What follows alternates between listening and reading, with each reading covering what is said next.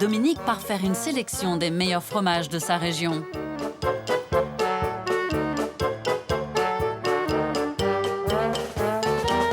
Sa tournée le conduit jusque dans le Béarn, à une centaine de kilomètres de Montrégeau.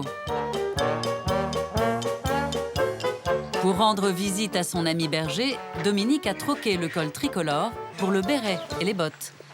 Adieu, Jean-Noël. Bonjour. Comment vas-tu? Ça va? Il y a au moins que tu as commencé ou quoi? Eh bien, il y a à peu près demi-heure. Hein. Jean-Noël Bellegarde élève 150 brebis dans sa ferme. 2 fois par jour, il fait la traite à la main. Depuis toujours, sa famille produit le fromage ici, en se transmettant les méthodes ancestrales de génération en génération.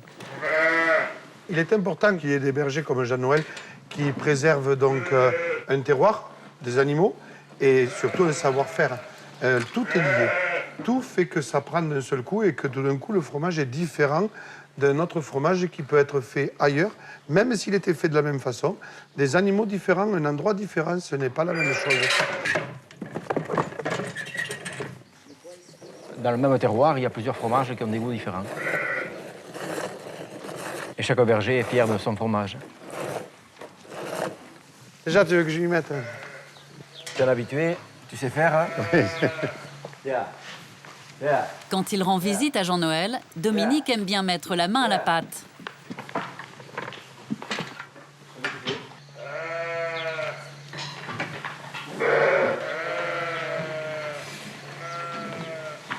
Voilà.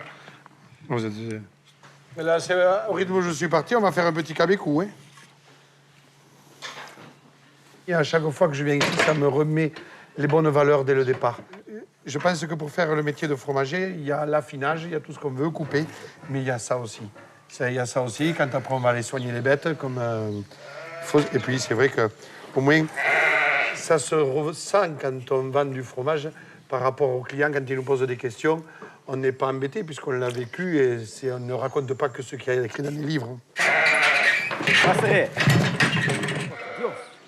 Tous les jours, Jean-Noël tire en moyenne 50 litres de lait, puis il va directement dans sa laiterie fabriquer ses 2 fromages quotidiens. Le berger produit son fromage entièrement à la main. Il transforme d'abord le lait en caillé. Le lait est pris, le caillé est pris. Ça fait un grand yaourt. Puis avec le tranche-caillé, il en extrait le petit lait. Nous, ce qu'on va faire, c'est pour avoir des fromages de garde, comme des vieux fromages que l'on peut goûter au bout de 10 mois, 12 mois, c'est supprimer un maximum de cette humidité de ce petit lait. Donc, on va couper le caillé, comme il est en train de faire, le brasser, et on va le rendre comme des graines de... plus petit que des graines de blé.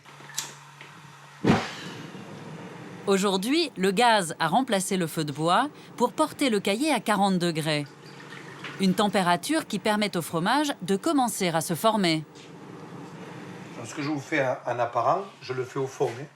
Et je prends et je presse. Je continue à écraser mon caillé. Tu brasses, hein? Voilà. Ce qui est plus facile que traire les brebis. Tourne. Il faut qu'il brasse bien. Hein? Ah oui, il faut bien brasser. Tout en tournant. Tout en tournant et écraser le grain. Là. Montre-leur que tu sais travailler. Alors, ce qui est important là-dedans, c'est que quand on fabrique, Jean-Noël et moi, là-dessus, sur des fromages comme ça, c'est cette sensation que de mettre le bras. Ça, c'est indescriptible. C'est le fait de mettre mon bras dans le lait, dans le caillé. Je ne pense pas que beaucoup de gens aient l'habitude de se mettre dans du lait. C'est des habitudes perdues. Elles existaient autrefois. Mais là, ce sentiment d'être comme dans un coussin de plumes, c'est indescriptible. Alors, le fromage va se déposer au fond du chaudron et le petit lait va remonter à la surface. Voilà la séparation. Et on attend un petit quart d'heure et voilà. Et reste à mettre le fromage en moule. Je sens que c'est pas moi qui l'ai fait. Le grain est plus grossier. Je le sens au toucher.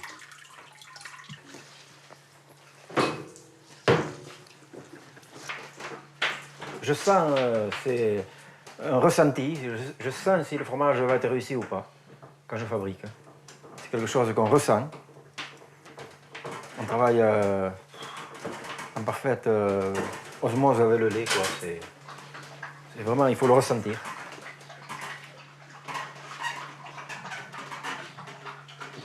C'est enfin l'heure de la sélection. Enfouie sous les arbres, voici la cave de Jean-Noël. Toujours pareil, les plus vieux, tu les as en haut. Oui, voilà, toujours les plus vieux, regarde. Et ceux au fond, encore plus vieux. Bien affinés, là, tu vois. Ce sont des cannes de janvier, février. Oui. Ceux-là, ils sont la croûte un peu jeune, lisse. Ils m'épargnent pareil. Niam,